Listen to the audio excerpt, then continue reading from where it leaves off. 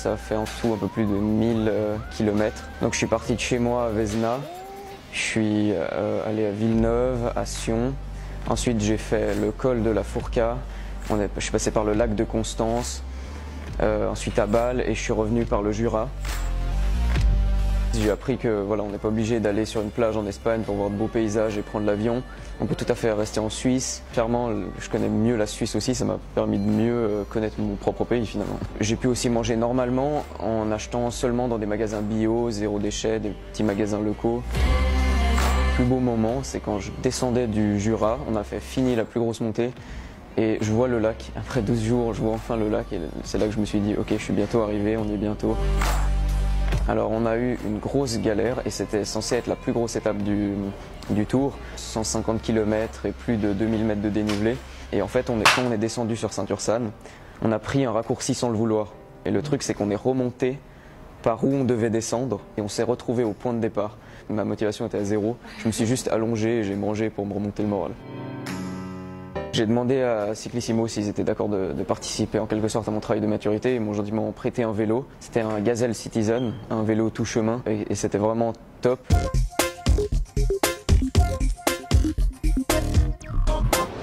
Droit citoyen, c'est de l'information libre et citoyenne, en vous sollicitant pour recueillir votre ressenti sur une actualité qui vous ressemble. Retrouvez toutes nos actus sur notre page Facebook droitcitoyen.info ou sur www.droitcitoyen.fr. Rendez-vous avec, c'est le rendez-vous avec toute l'actualité politique, éco, sociale, culturelle et citoyenne. Une émission de Gilles Charles, présentée par Gilles Charles, animée par Gilles Charles. Tout Gilles Charles, en long et en large sur Droit Citoyen, le média libre et citoyen. Bienvenue dans ce troisième numéro, ce troisième rendez-vous avec. Cette semaine, aujourd'hui on s'intéresse même au monde du spectacle. Il y a beaucoup de choses à dire. On a une activité qui est un peu en berne, j'allais dire entre guillemets, une activité qui est même pas au ralenti, qui est carrément à l'arrêt. Et j'avais envie aujourd'hui d'avoir les professionnels pour nous expliquer ce monde du spectacle de 2020. Alors à ma gauche, en face, j'ai Émilie Feder. Bonjour. Bonjour. Vous êtes représentante de Agape et Spectacle à Montbrison. C'est ça. Et à ma droite, Roland Comte, qui dirige l'imprimerie théâtre à Rive-de-Gier, qui est bien connu de la population stéphanoise. Bonjour. Bienvenue donc tous les deux. Alors on va commencer par la dame. Est-ce que vous pouvez déjà vous présenter et nous dire un peu comment est née cette aventure de l'Agape et Spectacle à Montbrison? Oui. Alors déjà merci de nous recevoir. Moi je représente Daniel Bassot, le gérant d'Agape et Spectacle à Montbrison, qui s'excuse de pouvoir être avec nous aujourd'hui, mais qui est sur son établissement de Nord-Étable. Agape et Spectacle, ça a ouvert il y a 3 ans. C'est un restaurant-spectacle qui est 18 boulevard de la Madeleine à Montbrison et qui accueille des spectacles tous les week-ends, du cabaret, de la comédie, du théâtre, de la danse et tout plein de spectacles et des spectacles pour enfants. C'est un lieu que vous avez transformé, c'était quoi avant? Alors, il y a eu plusieurs activités dans ce lieu. On a eu un garage automobile, ensuite ça a été une salle de jeu pour enfants. Et ça a été tout refait par le propriétaire. Et du coup, c'est une vraie salle de spectacle. Vous avez ouvert en quelle année? Ça a ouvert en 2017. Donc ça a 3 ans. C'est ça. Et si je dis pas de bêtises, on peut manger également. Hein? Eh bien sûr. Spectacle et restauration. Voilà, le patron est traiteur. Et donc, du coup, on est un restaurant-spectacle. Très bien. Roland, à l'imprimerie, il n'y a pas de restauration. Par contre, il y a 2 salles de spectacle, c'est ça? Oui, c'est ça. Donc nous, on est une ancienne imprimerie. D'où le nom. D'où le nom, voilà. Et avant, on était une mine de charbon, donc on aurait pu s'appeler la mine, mais bon, ça faisait penser trop à une boîte de nuit pour les Stéphanois. Ouais. Donc on est resté sur l'imprimerie et on a 2 salles de spectacle, une en bas sous forme plus cabaret avec des petites tables, et puis une plutôt en forme théâtre avec des sièges en gradin. Et pour notre part, ça fait 16 ans qu'on existe. 16 ans qu'on est donc à Rive-de-Gier. Oui. Et votre parcours, vous, Roland, avant, c'était quoi? Ça a toujours été dans le spectacle? Oui, avant, j'avais une salle assez mythique pour les Stéphanois, c'est pour ça que je les connais bien, qui s'appelait le Théâtre de Poche. Et ça a duré depuis, le Théâtre de Poche, c'était 86 qu'on a commencé l'expérience. Mais tous les deux, quand on s'occupe de spectacle, est-ce qu'on est un artiste qui n'a pas pu s'exprimer, ou alors on est un fou de spectacle? Ou alors c'est quelque chose qui est venu doucement par le cheminement de sa vie? Pour ma part, c'est plus venu par le cheminement de ma vie. Je travaillais il y a quelques années pour la presse locale. Et d'ailleurs, je crois que j'ai couvert l'inauguration de l'imprimerie à l'époque. Et je travaillais également avec les Carrément Fous, qui, on peut faire un coucou à la troupe bien connue de Farnay.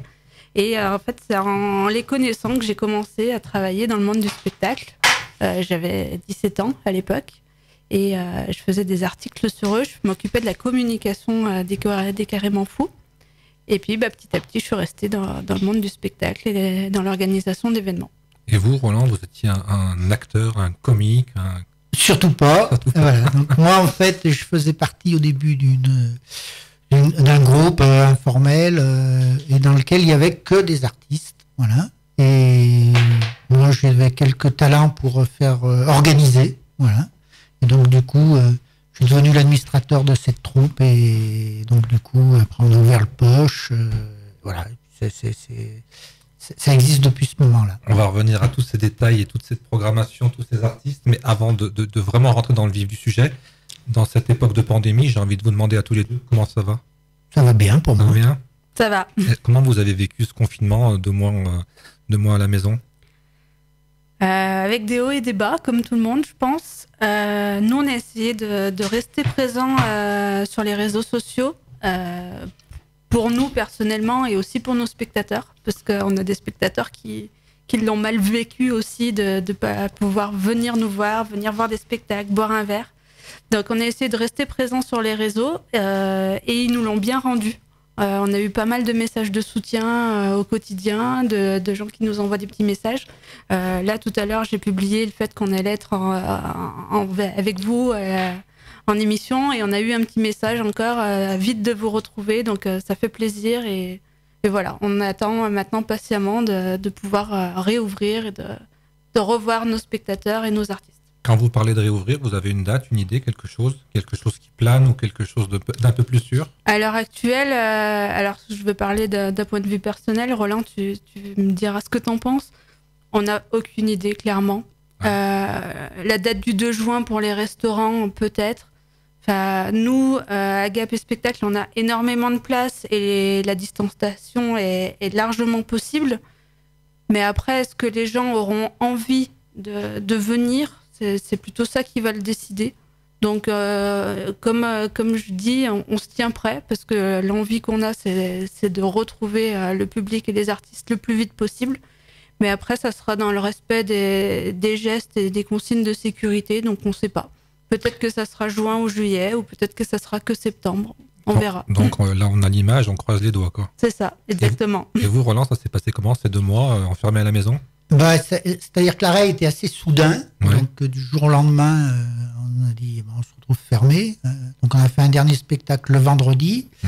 Le samedi, c'était fermé. Donc, en fait, on a eu tout un temps où on a prévenu les spectateurs qui avaient réservé. Après, on a négocié avec les artistes pour faire des reports sur ce qui n'avait pas été fait. Et puis après, on s'est retrouvé, je dirais, un peu sans rien faire. Mais donc, on a fait tout ce qu'on n'avait pas eu le temps de faire pendant 15 ans. C'est-à-dire ranger, nettoyer, bricoler. Revisser. Voilà.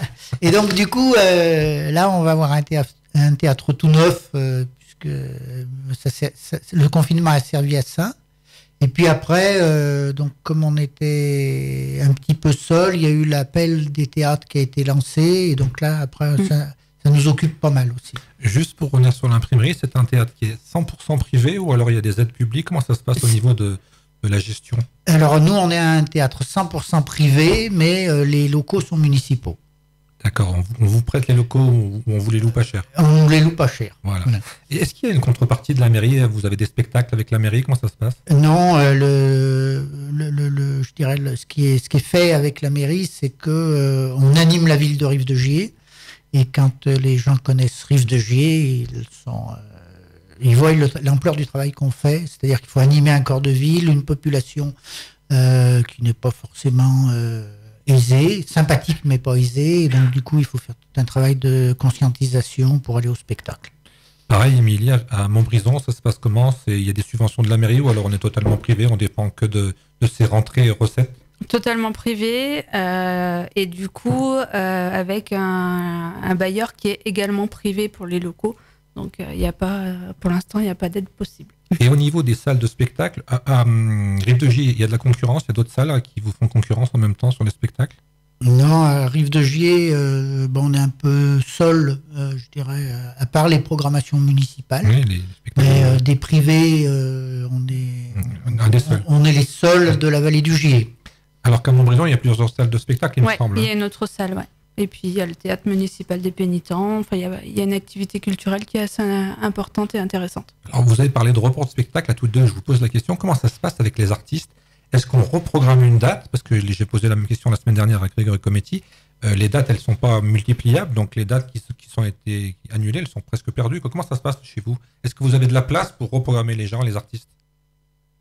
Alors pour ma part, on a notre saison 2020-2021 était bouclée. Voilà. Donc on n'allait pas détricoter 2020-2021. Et donc du coup, les dates qui ne se sont pas faites, on a fait un report sur le premier trimestre de 2021-2022. Voilà. Donc en fait, voilà. Et donc les artistes ont compris la situation et tous ont accepté le report sans problème. Et les gens qui avaient déjà réservé, ils gardent leur réservation? Comment ça se passe? Ils sont remboursés? Alors on a nous proposé le remboursement, mais en fait très peu de gens se font rembourser. Donc ils sont prêts pour dès que ça rouvre pour revenir? Ils ont soit les gens nous disent c'est cadeau, donc c'est une forme de soutien, et ceux qui nous ont pas dit cadeau, donc ça sera un avoir sur les prochains spectacles. Et à Montbrison, ça se passe comment? Alors, ça a été un vrai casse-tête. Ça a occupé une bonne partie de mon confinement. Nous, on avait la programmation de septembre 2020 à janvier 2021 qui était quasiment bouclée. Du coup, j'ai profité du quasiment pour intercaler les artistes qu'on a annulés. Pour en fait, les artistes sont en difficulté aussi, hein, forcément. Et pour éviter de leur faire attendre trop longtemps et de pouvoir faire des cachets rapidement, et parce que il y a une incertitude qui est énorme par rapport à leur cachet et à leur intermittence quand même, malgré tout. Donc on a essayé de les caler le plus rapidement possible. Et du coup, on va proposer des nouveautés à partir de septembre. On aura plus de jours d'ouverture justement pour avoir plus de créneaux et avoir d'autres spectacles. Vous dites plus de jours, c'est-à-dire les spectacles, j'imagine, c'est plus en fin de semaine? Alors là, pour l'instant, on était du jeudi au dimanche. Et à partir de septembre, on sera du jeudi au dimanche, mais plus régulièrement. Au lieu d'avoir un dimanche tous les 3 mois, on aura au minimum un dimanche par mois à partir de septembre. Et l'artiste joue une seule fois le soir, ou alors on peut décliner, faire 2 séances, une à 18h, une à 21h, je sais pas. Alors nous, on ne peut pas décliner à cause ou grâce à la partie restauration, puisque les personnes qui viennent à Agapé Spectacle, ce qui les intéresse, c'est vraiment l'ensemble de la soirée, de faire un repas spectacle. Je croyais que vous alliez me dire ils viennent juste pour manger. Non, pas du tout. Pas du tout. Ils ont la possibilité de venir que pour le spectacle, mais en général, ils viennent pour le repas spectacle.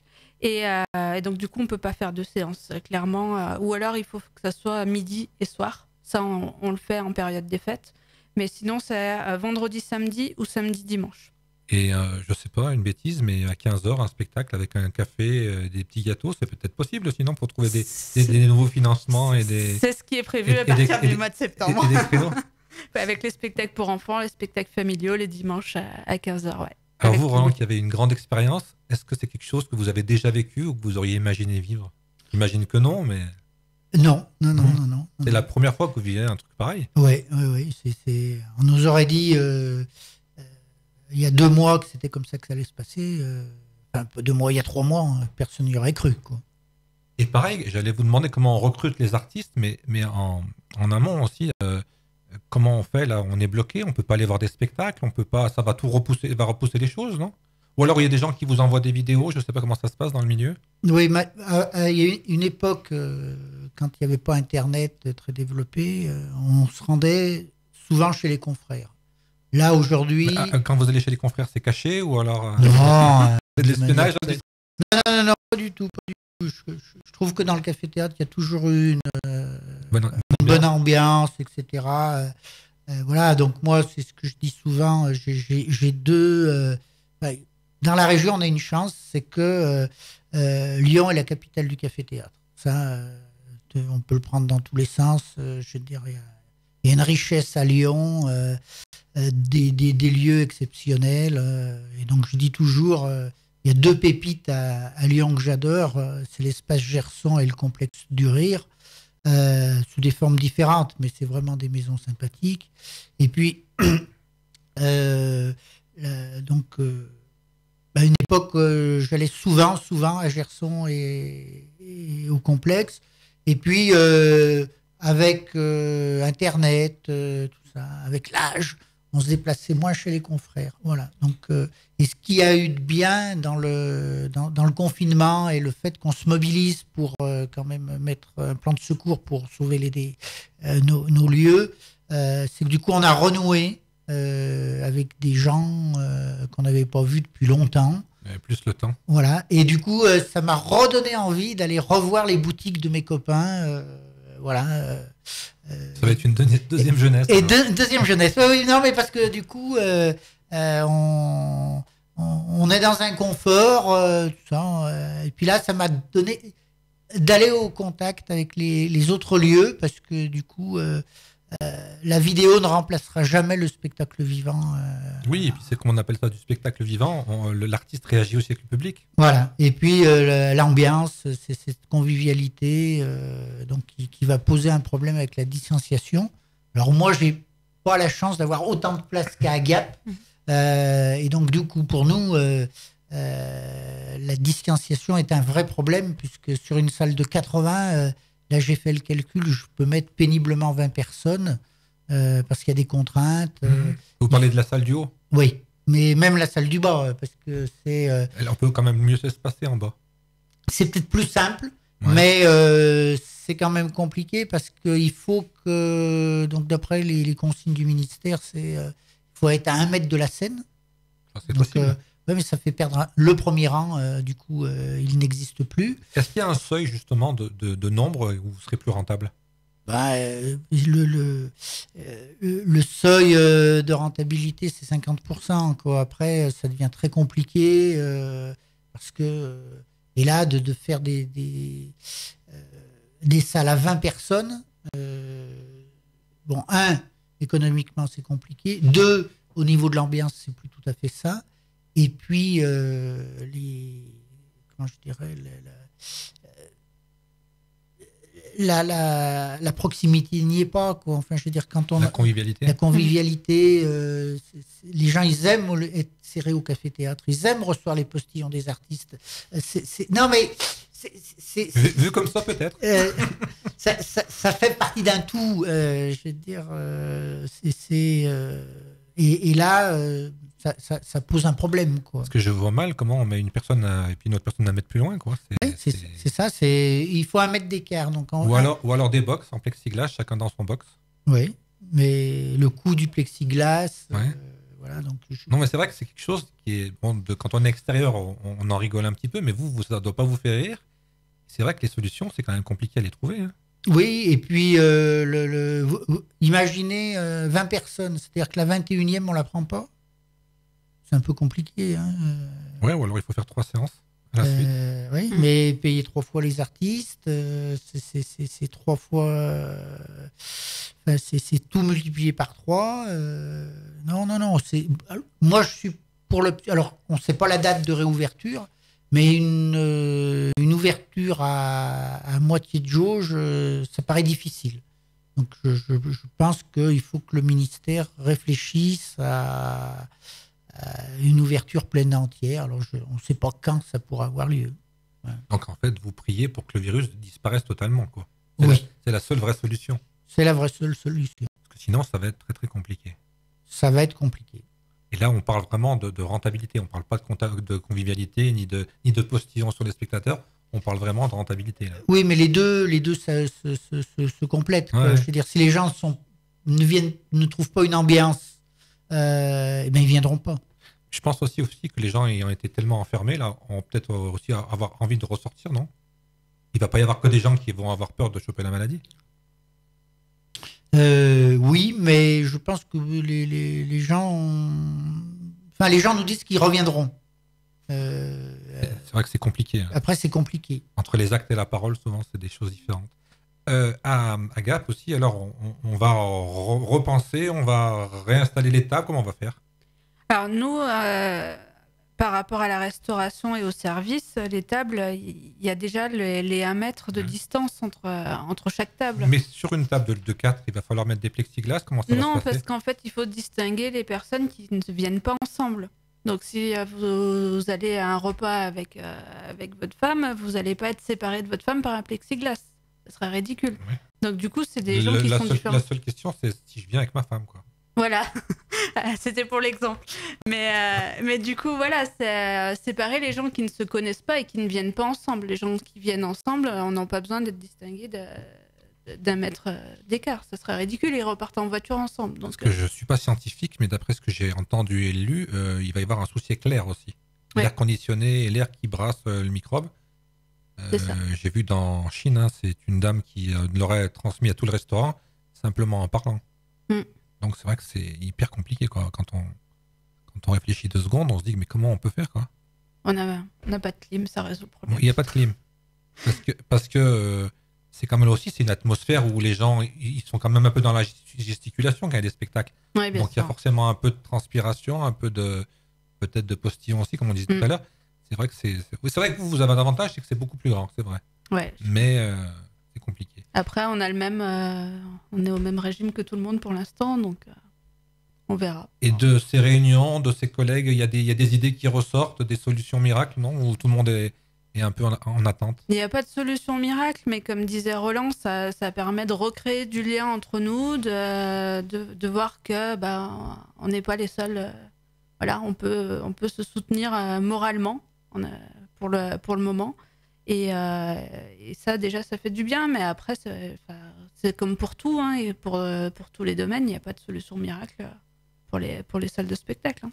Il y a des choses où on peut dire on va s'adapter. Et il y a des choses où on ne voit pas comment l'adaptation peut être possible, quoi. Là, on voit par exemple, comme je vous le disais, le responsable d'Agapé Spectacle a d'autres établissements. Il a réouvert aujourd'hui son établissement de Noir-Étable près du plan d'eau. Et il a pu mettre en place, comme dans les commerces, des gestes barrières, des distanciations pour que les gens viennent chercher leurs commandes. Donc à Agapé Spectacle, on fera pareil. On ne fera pas payer les gens au bar comme on pouvait le faire avant. On les invitera à régler directement à table en désinfectant les terminales de paiement, des choses comme ça. Comme le font les commerces actuellement. C'est vrai qu'on a l'exemple des commerces qui s'adaptent petit à petit. Moi, je pense qu'au niveau spectacle, on n'aura pas plus de contraintes on est capable de respecter les gestes barrières et la désinfection des lieux comme n'importe quel autre commerce. Alors, je vais mettre un petit peu de feu aux poudres, mais quand on voit que les avions peuvent circuler et sont... la proximité des avions, c'est la même proximité que dans une salle de spectacle. Hein. On a un confrère qui a fait la photo, son lieu ressemble à un avion, voilà, c'est pareil. Donc, j'ai peut-être la solution. Faire les spectacles dans les avions. Et voilà, on fait un petit coucou à Christophe de l'Espace Gerson qui justement a partagé ça en disant qu'il allait faire un spectacle dans un avion. Donc on attend ça pour aller le voir avec Roland. Et tous les deux, vous n'êtes pas médecins, mais quelle est la température des artistes? Qu'est-ce qu'ils vous racontent, les artistes, quand vous les avez en ce moment? Ils sont découragés, ils sont motivés, ils ont envie d'écrire autre chose. Comment sont l'état d'esprit des artistes que vous avez au téléphone ou dans votre entourage? Bon, moi, je dirais qu'ils sont plutôt optimistes. Ouais. Voilà, donc ils s'occupent, ils font plein de live Facebook, ça c'est très à la mode. Après, nous, on a une activité internationale assez importante. Et donc, du coup, on travaille... les artistes qui travaillent avec nous sont en train de faire un clip avec nos amis polonais. Voilà, donc ça c'est je dirais les artistes sont plutôt en mode on crée, on était à la course, on n'avait pas le temps de se poser. Moi, je connais pas d'artiste qui déprime. Là, on parle de création, de métier presque, mais financièrement, comment ils font les gens pour vivre s'il n'y a plus de contrats qui tombent? C'est le chômage pour l'instant qui vient en secours? Pour ceux qui sont intermittents, je dirais les droits sont préservés pour le moment. Pendant une année, je crois. Hein. Oui, alors on ne sait pas trop comment ça se passait, mais bon, il y a une promesse politique qui a été faite. On pense qu'elle va être tenue, donc les gens ne seront pas sans rien. Voilà. Mais après, on attend de voir l'application, etc. Mais après, ce qu'on peut dire, ce qui est plus inquiétant, c'est une fois que ça sera fini, il faut que les lieux continuent à exister. C'est un peu notre problème, quoi. Je veux dire, si la crise dure trop longtemps. Est-ce qu'il y a un cap? Est-ce qu'on se dit si ça rouvre pas en septembre, en décembre on est mort, ou alors on pourra tenir encore quelques mois, ou alors il va falloir qu'on transforme l'imprimerie en une épicerie de fruits et légumes? Non, je pense que moi, je suis assez optimiste que si on est fermé, parce qu'on est quand même dans une logique de fermeture administrative, hein, c'est pas de notre volonté. Hein. Donc, je pense que les pouvoirs publics feront le nécessaire pour qu'on soit la tête hors de l'eau, quoi. Je veux dire, voilà. Mais c'est jamais une situation très agréable d'être comme ça, dans l'attente. Parce que on ne sait pas. Voilà. Donc c'est plutôt ça qui est embêtant. Voilà. Très bien. Émilie, vous, à la GAP, comment ça se passe pour recruter des spectacles, pour aller chercher des artistes? C'est un peu le même fonctionnement que Relance, c'est le réseau, ou alors vous avez une autre façon de travailler? C'est le réseau, mais pas sur vidéo. Moi, je peux pas. Je sais, je travaille avec les artistes depuis très longtemps et je sais très bien qu'une vidéo, c'est pas assez représentatif. Une vidéo, on n'a pas le ressenti de la salle, justement. Donc, du coup, moi, je préfère aller voir des spectacles. Donc, cette année, on est privé d'Avignon. Donc, c'est vrai qu'on a un vivier en moins. Mais on est très présent comme disait Roland, sur nos partenaires lyonnais, parce qu'on a un gros vivier de café-théâtre à Lyon. Donc l'espace Gerson, le complexe du rire. Et puis, je travaille aussi beaucoup avec Jeannette Radi à Craponne et Les Arts dans l'air à Perona, qui sont des gros cafés-théâtres et qui nous permettent de découvrir de nouveaux spectacles. Et puis, on a aussi des artistes stéphanois avec Carentin Jaffray du Gaga de Saint-Étienne qu'on voit régulièrement et qui devrait nous présenter ses nouvelles créations prochainement. Et un artiste de la région, tous les deux, qui veut se faire connaître, qui veut rôder un spectacle, il vous contacte, vous le rencontrez, ou alors vous l'envoyez balader? Ça se passe comment, là aussi? Alors moi, pour ma part, je réponds toujours aux gens qui me sollicitent. Et puis, j'ai une propension à plutôt être ouvert aux jeunes qui démarrent, etc. On prend le risque. Si nous ne prenons pas le risque de faire jouer les locaux, personne ne le prendra. Donc, en fait, c'est un peu notre mission. Ça, on aime bien. Voilà, alors, est-ce qu'on prend un risque quand on programme quelqu'un qui est totalement inconnu et qui démarre, quoi, en fait? Ouais, mais après, le risque, c'est quoi? Le risque, c'est une salle vide? Une salle vide. Donc, bon... Il n'y a pas trop de risques. Je dirais, maintenant, ça n'existe plus, quoi. Enfin, je veux dire... on a notre public habitué. Je veux dire... Quand vous dites un public habitué, c'est des gens qui viennent voir tous les spectacles, même sans connaître, ou alors vous les avez conseillés, parce que je ne sais pas, des fois je vois défiler les programmes, hein. Je ne vais pas aller voir quelqu'un, je ne sais pas ce qu'il fait, je ne connais pas, donc c'est vous dites il faut venir absolument voir ce gars-là parce qu'il est extraordinaire, ou alors venez, il a un humour différent. Comment ça se passe? On conseille les gens aussi? Alors il y a plusieurs types de public. Il y a le fan, celui qui va être abonné, qui va essayer de venir à tout. Voilà. Alors, il y en a quelques-uns, ils sont assez rares. Que comme on fait pas mal de spectacles, il faut suivre la cadence. Voilà. Après, il y a les gens qui ont un abonnement. Donc, nous, l'abonnement, c'est 10 spectacles. Donc, ceux-là, ils viennent une dizaine de fois dans l'année. Et puis après, je dirais, il y a ceux qui sont habitués. La majorité des gens, ils vont venir 3-4 fois dans l'année. Voilà. Et puis, ce qui est déjà pas mal. Hein, ça fait une fois par trimestre. Voilà. Et puis, il y a des gens qui vont venir une fois dans l'année, ils font leur sortie à l'imprimerie. Voilà. Et les gens sont assez, comment je dirais, sont assez open, quoi. Enfin, je veux dire, Ouvert. ils vont venir, ils vont lire la présentation qu'on fait. Et alors, tous les goûts sont dans la nature. Il y a des gens qui vont venir spécifiquement voir les petits nouveaux. Voilà, ça leur plaît. Et puis, il y a des gens qui vont venir voir plutôt des gens confirmés. Voilà, donc ça... Ça veut dire à tous les deux qu'on a un public assez varié finalement aussi. Tous les âges, tous les... Ouais. Je dirais... C'est toujours un peu la même population qui vient voir les spectacles.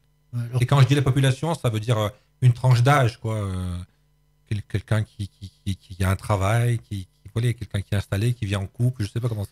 Voilà, moi je dirais mon public type, il a au-dessus de 35 ans. Voilà, ouais. C'est mon grand désespoir. Je voudrais plus de jeunes. C'est le jeune cadre dynamique. Ouais. Alors il y en a un peu. Et puis après, la grosse tranche d'âge, c'est au-dessus de 50 ans. Ouais. Les gens qui sont installés, voilà. Mais bon, on essaye de faire le maximum pour que les jeunes viennent, mais c'est un challenge. Mais il faut les sortir de l'écran d'Internet, hein. Compliqué. Vous, quel est votre public à Montbrison? Là aussi, est-ce que c'est un public de ville, un public un peu plus rural? Comment ça se passe? Est-ce que c'est la périphérie de Montbrison, des gens qui viennent de plus loin? Comment ça se passe là-bas aussi à Montbrison? Alors, on a un public très varié et je dirais qu'il va avec nos spectacles. Parce qu'en fait, on n'a pas d'étiquette, on n'est pas un cabaret, on n'est pas un café-théâtre, on est une salle de spectacle. Donc du coup, on a du cabaret, des spectacles d'humour, des comédies, on change tous les week-ends. Donc ce qui permet aux gens de voir des choses complètement différentes. Et du coup, on a toutes les tranches d'âge. Parce que sur du cabaret, on va avoir des personnes un peu plus âgées que sur de la comédie. On va avoir des spectacles enfants avec des familles et des tout-petits. Et puis on appelle aussi... on travaille aussi avec des groupes locaux, avec les MJC, avec les centres sociaux qui viennent avec des enfants, des ados. Donc du coup, on a vraiment toutes les tranches d'âge réunies. Et après, sur le public, c'est Montbrison, on va dire 30% et 70% des alentours. Et des alentours très très loin. On a des Lyonnais qui viennent... jusqu'à Montbrison. Donc vous allez chercher les spectacles à Lyon et les spectacles sont joués chez vous et les Lyonnais viennent les voir chez vous. C'est ça. Donc si j'ai bien compris, ils viennent pour manger alors. Hein. Bah oui, on a un très bon traiteur. Et justement, qu'est-ce qu'on peut manger? C'est des repas comme au restaurant? C'est des repas adaptés? Alors je vais peut-être jouer ma place là si je me plante. Enfin, moi je joue le repas gratuit. Hein. Ah non mais vous êtes déjà venu manger non Gilles? Ah non, je suis pas mangé. Ah vous n'avez pas mangé? Bah voilà, il faudra venir manger, il n'y a pas de souci. En fait, donc Daniel Basso qui est le patron est traiteur de profession depuis une bonne vingtaine d'années maintenant. Je ne veux pas dire de chiffres pour pas avoir de problème. Et donc c'est lui qui cuisine. Donc il cuisine et on a deux formules avec deux menus différents. Donc c'est vraiment c'est de la bonne gastronomie. On mange bien. Et les gens qui viennent, la petite anecdote, c'est que les gens qui viennent que pour le spectacle, il y en a quelques-uns qui viennent que pour le spectacle, ils voient passer les plats, ils voient passer les desserts et en général, ils viennent me voir et ils essayent de négocier s'ils peuvent avoir un petit dessert quand même. C'est l'odorat qui se trahit là en général. Ou alors ils se plaignent en disant mais on savait pas qu'on pouvait manger, ou alors on leur a offert un bon cadeau parce qu'on travaille beaucoup avec les bons cadeaux et donc ils ont eu qu'un spectacle et ils disent mais pourquoi j'ai pas le repas? Et pendant une heure, ils sentent les plats et ils disent mais vous avez pas des restes? C'est ça. Bon, vous avez pas des restes pour me donner dans la gamelle? On leur trouve toujours une petite assiette gourmande pour aller avec le café. Et il faut réserver longtemps avant? Ça se passe comment là aussi? Il faut prévoir bien entendu le repas, donc ça se passe comment? Il y a un minimum? Non, il n'y a pas de minimum et les réservations, ça dépend vraiment du spectacle. C'est-à-dire qu'on va avoir des spectacles où on est complet des semaines ou des mois avant et puis des spectacles où il y a un peu plus de place. Donc en général, on arrive à satisfaire tout le monde. Pour revenir à la recherche des artistes et des spectacles, vous parliez d'aller à Lyon. Quand on arrive à Lyon, on voit un spectacle qui nous plaît. Comment on prend contact avec l'artiste? On a un réseau d'agents, on va voir la personne directement. Comment ça se passe aussi? On lui dit voilà, j'aimerais que vous passiez dans ma salle. Tous les cas de figure sont possibles. Ouais. Ça dépend. Donc, après, on s'adapte. Voilà. Parce que j'imagine aussi, je sais plus si je dis une bêtise, mais une fois j'avais vu une artiste, je sais plus dans quel dans quel lieu, qui venait de Nantes. Donc on a des artistes qui viennent de toute la France. Donc là aussi, ça se passe comment au niveau de la logistique? On leur fournit une chambre. S'il reste plusieurs jours, comment ça se passe là aussi? Parce que ça fait aussi des frais, tout ça. Oui, alors nous, à l'imprimerie, on a un hébergement pour eux, donc ça... Il y a un studio dans la salle. Oui. Enfin, pas au milieu de la salle. Non, mais on peut l'héberger sans problème. On peut nourrir les artistes. Parce que j'ai vu qu'à la fin du spectacle, vous tirez le rideau et puis vous mettez un lit sur la scène. C'est là qu'ils dorment après, donc. Hein. Ça ferait rêver pas mal d'artistes de dormir sur scène. Oui. Non, nous, on travaille avec les hôtels et les gîtes partenaires sur Montbrison, en fait. Donc, Et là aussi, un artiste qui vient un peu de loin, il a un minimum de dates, il vient pour 3 soirées, 2 soirées, ou une seule soirée. Comment ça se passe là? Il y a des barèmes, il y a des calculs de prix. Comment ça se passe? C'est au cas par cas. Après, parfois, on prend les frais de déplacement en charge. En fonction des lieux, il y a des lieux qui prennent les frais de déplacement en charge, d'autres non. Après, c'est de la négociation sur le spectacle. Est-ce que vous avez eu des bonnes surprises et des mauvaises surprises? Alors les mauvaises, vous n'allez pas donner de nom, mais est-ce qu'il y a des choses qu'on n'attendait pas à un tel retour et des choses où on s'attendait à des bons retours et finalement ça grimace un peu dans la salle? Je pense que les cas existent, mais est-ce que vous avez vécu ça? Ça arrive, j'ai envie de dire, ça arrive constamment. Même connu ou pas connu, professionnel depuis 20 ans ou professionnel depuis 6 mois. On a toujours, c'est les aléas, ce que j'aime à dire, c'est les aléas du direct. Hein. Vous pouvez avoir un spectacle qui se passe super bien le vendredi soir devant 40 personnes, et puis le lendemain, il y a 150 personnes, et le spectacle passe complètement à travers. C'est notre quotidien, en fait. Il n'y a pas d'explication. C'est dû à quoi? L'atmosphère ou à l'artiste qui a un peu peur? Il n'y a pas d'explication. Ouais. Ça peut être l'artiste qui est moins bien, qui est plus stressé parce qu'il y a plus de monde, ou le public aussi, hein, qui est dans une autre énergie. Enfin, il n'y a vraiment pas de règle. Nous, on accueille pas mal de groupes pour des événements particuliers et professionnels.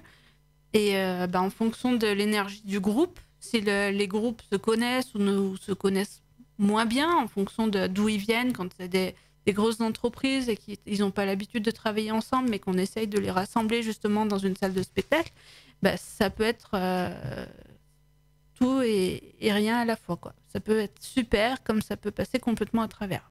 Ça arrive. C'est les lois du spectacle. À l'imprimerie, tout va toujours bien? Non, mais il n'y a pas de règle. Hein. Je confirme. Le spectacle est unique. Donc, c'est quelque chose qui peut pas se reproduire à l'identique. Ça veut dire que suivant un artiste qui reste 2-3 soirs chez vous, vous voyez le spectacle évoluer, vous voyez des choses différentes. À la limite, vous connaissez pas le spectacle par cœur, mais vous voyez des choses changer, non? La trame est la même, tout ça, mais des fois, les gens vont rire plus à un moment. C'est la magie. C'est la magie de l'humain. Alors nous, à l'imprimerie, on a très peu. En fait, on fait un one shot. Hein, donc, quand les gens viennent de loin, mais ils le savent longtemps à l'avance, donc ils s'organisent pour faire une tournée sur la région. Et le fait que, alors maintenant qu'on est plutôt installé à Rive-de-Gier, généralement on a des salles qui sont pleines. Donc voilà, donc ça fait une ambiance, je dirais, masse. Et comme c'est un one shot, l'artiste donc il se donne sans réserve, quoi. Donc du coup, et le public est là, donc du coup ça fait une espèce d'alchimie où ça donne une ambiance extraordinaire. Mais du coup, comme il joue ailleurs le lendemain, c'est une autre aventure. Il n'y a pas de comparaison à faire. Mais entre le moment où vous avez l'envie de l'artiste, vous l'avez découvert, et le moment où il est sur votre scène, il se passe combien de temps en général? Ça dépend. Là aussi, c'est sûr que ça dépend, mais il se passe 6 mois, il se passe 1 an, il faut attendre 2 saisons pour les avoir. Comment ça se passe? Nous, maintenant, ça fait 18. Il faut compter 18 mois, quoi. Entre 18 mois? Oui. Parce qu'on a une programmation annuelle. Et donc, du coup, les gens qui vont être programmés en septembre, on les a commencé à les repérer facilement en décembre, mais de l'année d'avant, quoi. Et vous faites aussi de l'international, c'est-à-dire qu'il y a des groupes étrangers qui viennent aussi jouer chez Oui. vous. Alors j'ai souvent vu des choses qui venaient de la Slovaquie. De la Slovaquie, de la Tchéquie, de la Pologne. Qu'est-ce que c'est des jumelages avec la ville? Comment ça se fait que vous êtes souvent de ce côté-là? On a signé des partenariats avec des centres culturels, donc en Pologne, en Tchéquie, en Slovaquie, en Ukraine, en Italie. Voilà. Ah, ça c'est intéressant, tiens. Voilà. Et donc du coup, on reçoit au moins un groupe de CPIA par an. Donc comme ils sont 5, ça fait 5 aventures. Voilà. Donc là, on avait des tournées qui étaient prévues pour septembre, pour juin, et puis on devait y aller en septembre.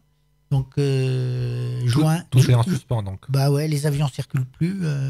Donc nos amis polonais qui devaient venir viennent plus, nos amis tchèques non plus. Voilà. Donc là, c'est compliqué. C'est compliqué. À Agap, il y a des partenariats aussi? Alors, pas au niveau artistique et au niveau européen. Non, c'est plus avec des partenaires locaux, des commerces locaux, les centres sociaux, comme je vous disais, la MJC, mais non pas... Il y a des collaborations avec des autres salles qui seraient, je sais pas moi, dans le bout de la France Forcément, quand on va voir un spectacle ou quand on voit passer sur les réseaux sociaux qu'un artiste a eu un succès fou dans une salle, forcément, on s'y intéresse un petit peu aussi, de savoir si nous, on pourrait le faire venir. C'est pas forcément évident pour des petites salles comme nous d'avoir des têtes d'affiche. C'est quoi? Ce qui n'est pas évident, c'est le prix? Le prix, et puis... Ou toute la logistique? Le prix et la logistique, et puis le réseau, parce qu'il faut que l'artiste... trouve un petit peu son compte de venir se faire découvrir. On va avoir des artistes qui sont très connus, qui vont aller faire des rodages à Lyon, mais qui auront plus de mal à venir le faire jusqu'à Rêve de G ou Montbrison. J'ai croisé 2-3 artistes, de grands artistes qui faisaient des rodages justement au théâtre de Beaulieu il y a quelques années. Est-ce que c'est des choses qui sont déjà arrivées chez vous ou c'est quelque chose que vous aimeriez mettre en place? Alors nous, c'était pas des rodages. On a eu quelques têtes d'affiche déjà. On va en avoir d'autres là. C'est prévu dès la rentrée. On peut dire que nous, on accueillera les jumeaux qui ont fait On ne demande qu'à en rire et qui tournent beaucoup sur toute la France les 18 et 19 septembre, je crois. Et puis après, je travaille sur d'autres têtes d'affiche aussi, mais tant que c'est pas signé. Et le fait, je vais vous dire une bêtise, mais le fait d'être le plus joli marché ou le plus beau marché de France, est-ce que Montbrison c'est plus connu maintenant, c'est plus connu et reconnu par les gens et ils ont envie de venir découvrir le coin, la région? Alors comme je le dis sur les présentations, c'est aussi le plus beau public de France. Donc, mais je crois qu'ils disent pareil à Rive de J. oui, je sais, j'habite Rive de J à la base, faut pas le dire. Non, mais oui, ça a quand même donné une envergure touristique. Ça a donné un boost. Il y a quand même beaucoup de monde qui vient voir le Parce que nous, on Montbrison. connaît Montbrison, on sait que c'est une belle ville. C'est une ville qui est attirante, avec son atmosphère et puis son côté un peu histoire. Donc c'est quelque chose à visiter, à découvrir. En plus, maintenant, il y a le plus beau marché. Ouais. Il y a la Fourme, vous allez attirer tous les grands artistes. Il y a la Fourme et il y a une super salle de spectacle. Oui, mais j'y suis allé, donc je ne vais pas dire le contraire. Ouais. Non, mais c'est vrai, en plus, le titre de plus beau marché de France donc ça est légitime parce que c'est vraiment un beau marché. Et puis là, on voit que même avec les conditions actuelles, ils continuent de faire le marché, ils l'ont augmenté. Le marché a lieu toute la journée pour que les gens puissent venir faire leurs achats et soutenir les producteurs. Donc c'est vraiment sympa. Donc pour la salle, c'est un plus aussi. C'est un plus aussi. Sauf que nous sommes fermés pour le moment. Justement, tous les deux, comment on voit l'avenir? Moi, je suis optimiste. Voilà, je pense que on viendra à bout du microbe. Voilà, et que voilà, je pense que... Quand vous parlez de venir à bout du microbe, vous ne parlez pas de moi. Non. Ça me rassure. Non. Et je pense que septembre, octobre, ça devrait bien se passer. Ouais, on repart à fond la caisse. À fond, oui. Donc là, les artistes y reviennent, on rappelle le public et c'est reparti. Je pense. On est sur l'imprimé, quels sont les grands rendez-vous de la rentrée alors? Puisqu'on va faire de la promo maintenant un petit peu. Vous n'avez pas amené le programme? Non, parce que le programme n'est pas encore tiré pour la simple et bonne raison qu'on attend d'y voir plus clair. Quoi, oui, mais comme vous travaillez sur 18 mois, vous avez un peu des oui, notre programmation est... En septembre, les grands rendez-vous, là, si vous rouvrez début septembre, quels sont les grands rendez-vous? Les spectacles absolument à ne pas rater pour pour le spectacle et 2 pour vous aider. Alors, il y a une artiste qu'on adore, tout ça qu'on a découvert, et qui devait passer le samedi fatidique où on a arrêté. C'est Julie Bigot. Voilà, c'est une jeune fille absolument extraordinaire qui est déjà passée à l'imprimerie. Donc, s'il y avait une date que nos spectateurs ne doivent pas louper, c'est celle-là. Mais après, je dirais, il faut venir à toutes les dates de l'imprimerie parce que de choisir, c'est... Toujours des one-man shows, de la chanson. Il y a du théâtre un peu aussi, non? Le théâtre est plus compliqué parce que c'est plus d'artistes, donc c'est plus cher. Et donc économiquement, et parce qu'on aime ça, nous, c'est le seul en scène et le groupe de chansons françaises a 1 ou 2 musiciens. Ça, c'est notre spécialité. Et on aime bien. Et généralement, il y a un rendez-vous important, c'est le réveillon du jour de l'an. Oui. Est-ce qu'on a déjà travaillé? On est prêt là aussi? Là, on est prêt, mais par tradition, on a toujours on dévoile l'artiste du jour de l'an qu'au mois de novembre. Ah, donc on n'aura pas l'exclusivité. Nous, vous n'aurez pas l'exclusivité. Ah, il est frisé, les cheveux courts. Et là, le jour de l'an, il y a un repas aussi. Oui, mais nous, on n'est pas traiteurs, donc en fait... c'est vous qui vous mettez derrière la cuisine? Non. C'est les gens qui apportent ils amènent une partie du repas. Ils amènent leur pique-nique. Et c'est un repas collaboratif. Et là, c'est plusieurs artistes. Et non, c'est un artiste. Voilà. Et on fait 2 formules. Une formule à 8 heures où les gens voient le spectacle. Et après, ils vont faire la fête chez eux. Et puis après, on a une deuxième opération où les gens viennent avec leur pique-nique et partagent le réveillon avec nous. Du côté de Montbrison, on a travaillé. On va proposer quoi pour la rentrée en septembre? Alors, même avant la rentrée de septembre, là, on travaille sur des coffrets cadeaux, en fait, pour nous soutenir un petit peu financièrement et moralement. Donc là, pour la fête des mères, on va proposer des coffrets cadeaux avec un repas spectacle, des chocolats, parce que le chocolat, ça fait toujours du bien aussi, et une bouteille de Beaujolais d'un de nos partenaires. Et donc voilà, là, on est sur nos coffrets cadeaux jusqu'au mois de juin, avec un bon cadeau qui sera valable pendant 1 an. Et puis après, la programmation de septembre à janvier 2021 est faite.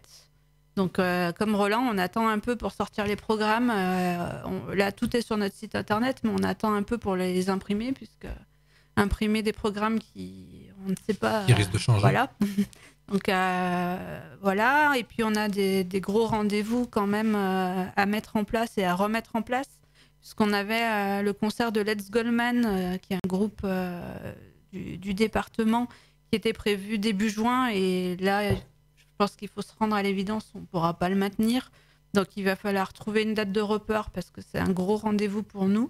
Et donc, les gens attendent déjà la date de report avec les contraintes de chaque membre du groupe aussi. Donc, c'est vrai que pour l'instant, on travaille là-dessus. On ne sait pas encore quand on pourra reporter cette date. Mais normalement, ça devrait être sur début septembre. Et puis après, reprendre le rythme des week-ends et des rendez-vous. On a pas mal de choses à mettre en place. Toute la programmation, elle est visible sur votre site internet? Oui, www.agapespectacle.fr.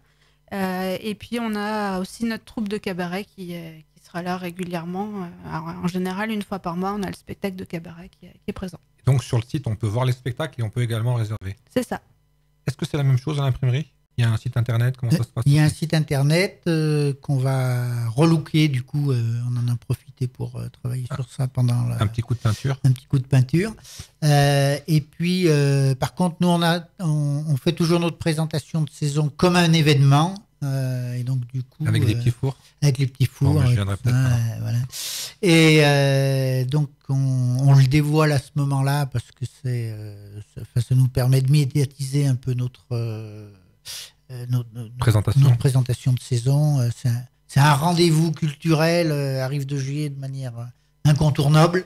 Et donc, du coup, les gens attendent. Voilà. Donc là, je pense que ça se fera début septembre pour un démarrage en octobre, si le virus est vaincu. On a parlé de spectacle, on a parlé d'artistes. J'ai une question aussi. Est-ce que tout ce qui est le côté technique, est-ce que ça prend une grande place dans le spectacle et dans la gestion de la salle? La lumière, le son, c'est des postes très importants. Hein. Vous avez vu, rien que pour faire l'émission, il a fallu mettre les caméras, brancher les micros, ça prend beaucoup de temps. Hein. Ouais. Tout ça avec un seul technicien en plus. Moi, je peux pas, j'ai deux mains gauches. Ça fait partie intégrante du spectacle. Hein. Voilà, ils sont mis en lumière, Est-ce que ça veut dire aussi que si ça se passe mal dans le futur, il va falloir réduire les postes? Est-ce que c'est des postes on va faire appel à des gens de l'extérieur? Est-ce qu'on va on va se faire pousser 2 bras de plus, on va tout faire dans la salle? Comment ça va se passer là aussi techniquement? Non, nous, dans notre fonctionnement à l'imprimerie, en fait, chaque fois qu'on fait un spectacle, il y a un intermittent qui vient, tout ça. Donc du coup, si ça joue, ça joue avec le technicien vient, donc il n'y a pas de surplus. Voilà, donc il faut juste qu'on redémarre. Vous, ce que vous demandez, c'est d'ouvrir et d'accueillir du monde. Oui, et à plein régime. Ouais, mais là, c'est ça là, qui va être compliqué. Hein. S'il faut être à 1 mètre de chaque, oui. Peut-être jouer dans la cour. Et encore. C'est compliqué. On devait faire cet été les estivales, donc le festival qu'on fait avec Saint-Étienne Métropole. On a jeté l'éponge parce que c'est très compliqué, quoi. Enfin, je veux dire, il faut pas qu'il y ait de bar, il faut faire une distanciation. Donc, vous imaginez en plein air comment on fait. Je sais pas faire. Tous ces festivals qui vont disparaître cet été, là, c'est des rentrées d'argent qui vont vraiment manquer, non? Oui, alors là, sur ce coup-là, Saint-Étienne Métropole a été plutôt, comment je dirais, fair play. Puisque ils vont couvrir les contrats des artistes qui avaient été engagés, etc. Ils vont nous indemniser par rapport au travail qu'on avait fourni. Donc, bon. Et les dates qui n'ont pas pu se faire cet été seront reconduites à l'identique pour 2021. Quand je parlais d'avenir, vous m'avez parlé d'optimisme. On est tous optimistes parce qu'il faut, sinon... comment, dans les années qui viennent, comment le spectacle, le milieu du spectacle, les artistes, comment ça va se renouveler? Comment vous voyez le changement? Parce que je suis persuadé que quand on parle de cette épidémie-là, pendant 2 mois, on avait vécu quelque chose que personne n'avait imaginé. Hein. Moi, souvent, je sortais de mes cours, je me disais d'habitude, on voit ça dans les films, et là, on est dans le film, quoi. Et comment on va se réinventer? Parce que c'est pareil, les restaurateurs, ils vont se réinventer. Il y a pas de... Il va falloir faire autre chose. Bon, on parle de choses de plats emportés. Vous n'allez pas faire des spectacles emportés. Comment vous voyez le futur de tout ça? Il paraît qu'on doit se réinventer. Hein. C'est le mot d'ordre de notre président. Donc, moi, je pense qu'on n'aura pas trop de mal à se réinventer, puisque être inventif et créatif, c'est un peu le propre des artistes. Tout à fait. Et la passion qu'on a pour nos métiers respectifs fera qu'on arrivera à travailler là-dessus, je pense. Oui, moi je pense que la vie continue, elle reprend son... on le faisait avant, il faut l'adapter. On le fera après, le microbe va partir, il reviendra peut-être, mais... Ou son cousin. Voilà. Mais ce que je pense, moi, surtout ce que je retiens de l'épisode, là, c'est que vraiment... ça a permis de resserrer les rangs entre nous. Voilà. Recréer une solidarité. Voilà, je pense, au niveau des salles, en tout cas, c'est clair. Je veux dire, parce que chacun, on était pris dans notre... oui, comme tous. Hein. Truc, puis on allait c'était à l'urgence, etc. Tout ça, là, je veux dire, en Rhône-Alpes, on est comme une grosse région de café-théâtre. On est 30, on se parle, on prend le temps. On a parlé de Lyon, il y a des synergies avec d'autres villes? Alors avec les Gros de Boulois, avec les gens de l'Ain, toute la région, les Clermontois, voilà, donc je trouve que c'est assez super, quoi. Enfin, je veux dire, et voilà. Alors on n'a pas forcément les solutions, mais au moins on se parle. Et puis les uns, on échange, voilà. Et l'ambiance est très bonne. Je veux dire, on est. Et le fait aussi de cette fameuse distanciation, Est-ce que ça va vous amener à faire des modifications, des travaux, des travaux? Parce que c'est encore des frais s'il faut faire des travaux. Étant donné qu'on est encore dans le flou sur la réouverture et sur les modalités de réouverture, pour l'instant, non. Et puis après, ça sera aussi dans le respect de ce qu'on veut donner. Enfin, on va pas mettre des masques aux artistes, on va pas mettre des plexiglas devant la scène. Donc, on verra ce qui est possible ou pas, mais pour l'instant, non, il n'y a pas, de travaux. Une question toute bête, les toilettes, il va y avoir des règles strictes là aussi. Oui, mais je pense qu'après, le microbe sera vaincu. Donc, je veux dire, on reprendra le cours normal de la vie, tout ça. Donc vous, c'est super optimiste, vous. Oui. Non, mais il y a eu déjà des pandémies. Voilà. Alors après, on l'a oublié. On parle de la grippe espagnole. Il y a eu 30 000 ou 60 000 morts en 69 d'une grippe aussi très. Voilà. Personne n'en a parlé. Donc du coup, ça va reprendre. La vie va reprendre le dessus. Je pense que après, par contre, s'il y a une autre pandémie, ça, par contre, on aura le recul. On sera mieux le gérer. On aura des bases, des repères. Voilà, mais je pense que le microbe, il y aura un vaccin, ça va reprendre son cours. Donc, Monsieur Roland, super optimiste. On va vous baser que ça. Vous êtes aussi super optimiste? Alors moi, je n'ai pas de pronostic sur l'avenir ou pas du virus, je ne sais pas. Par contre, je suis super optimiste pour retravailler, retrouver nos artistes, nos spectateurs et vivre avec s'il est encore là, quoi. Une autre question, c'est, on a beaucoup parlé du public aussi qui vous encourageait, qui vous avait soutenu.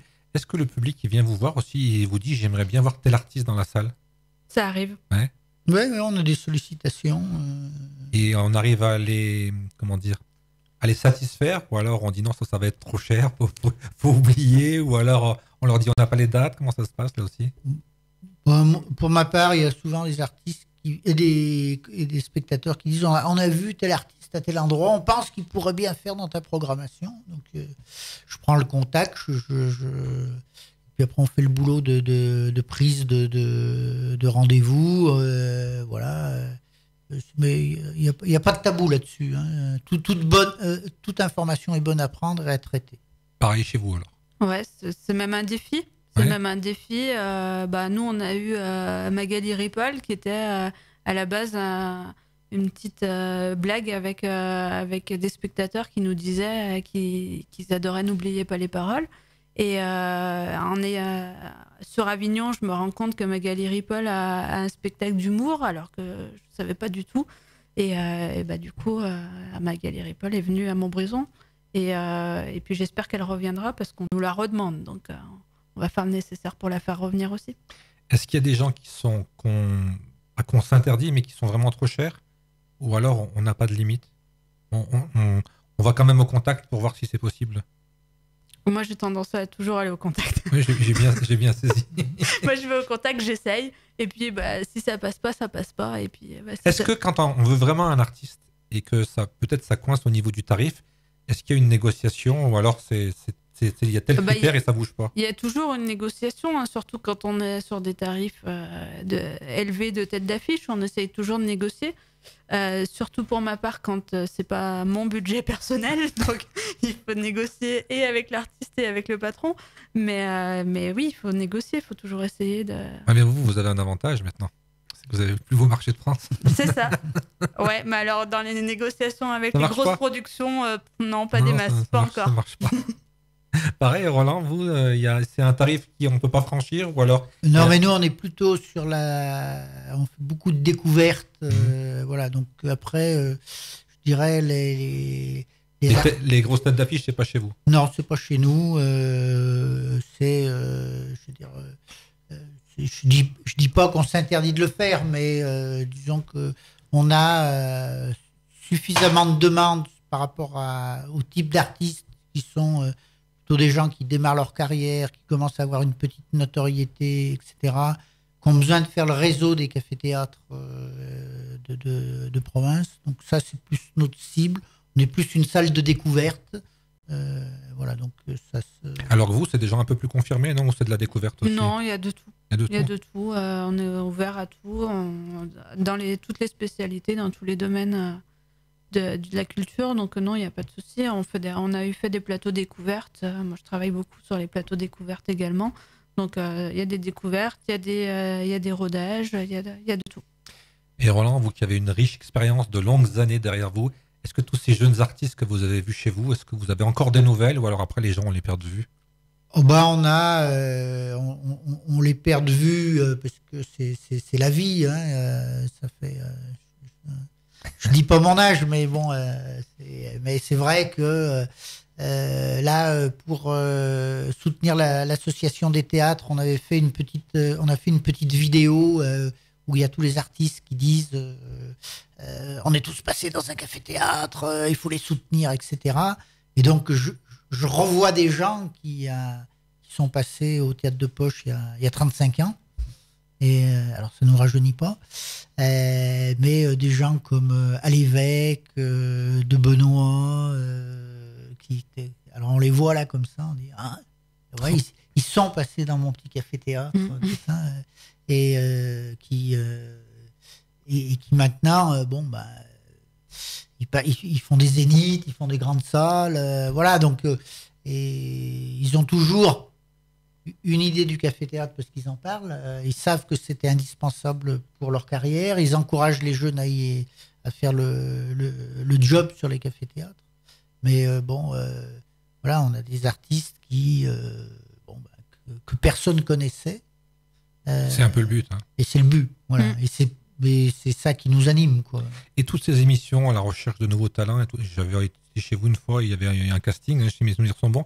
Ça vous amène du monde, ça vous amène un autre public, ça vous amène quelque chose, tous ces castings de télévision, parce que c'est un peu comme dans les salons du livre, hein, c'est des vues à la télé. Ah oui, moi ça vu à la télé, les gens aiment bien. Ah ben, il suffit d'aller à une fête du livre, on voit tout de suite celui qui a été vu à la télé et celui qui est à côté qui n'a pas été vu à la télé, c'est même désespérant, parce que c'est la notoriété de la télé, alors c'est très éphémère. Hein, mais, je sais, j'ai fait c'est mon choix, donc je sais. Mais alors, donc c'était, je sais plus quelle émission on avait fait à Rive de Gier. C'était la 6, là, découvre un nouveau talent. Là, oui, Incroyable talent. Ou la France a un nouveau talent, je sais pas. Donc on fait ça, mais un petit article dans le journal, et on voit débarquer énormément de spectateurs. On dit mais il faut éteindre la lumière. C'est vraiment le vieux à la télé. Voilà, et des gens qu'on ne va pas revoir après, qui viennent juste parce qu'il y a cet événement télévisuel. Hein. C'est quelque chose de... C'est la nouvelle vague. Voilà. En tout cas, Émilie, merci beaucoup. Merci à vous. Roland, merci beaucoup. Si on veut finir et qu'on veut bien finir, on n'a qu'un seul mot à dire, c'est on attend la réouverture en septembre. Oui. S'il faut aller voir les spectacles. Oui. Et puis, il faut vous aider parce que si on veut que vous soyez là encore longtemps, il faut vraiment aller voir les spectacles, aller manger, aller rire, aller découvrir de nouveaux talents. Il y a un mot pour conclure tous les deux? Vive le spectacle. Et soyez prudents en attendant. Merci beaucoup. Et puis, on se revoit très vite. Très vite. Et puis nous, on se revoit très vite aussi sur Droits Citoyens pour le numéro 4. Et je vous rappelle qu'on est diffusé tous les jours, du lundi au vendredi à 19h15 sur la web radio. À bientôt. À bientôt. Rendez-vous avec tout Gilles Charles, en long et en large sur Droits Citoyens. Droits Citoyens, c'est de l'information libre et citoyenne. En vous sollicitant pour recueillir votre ressenti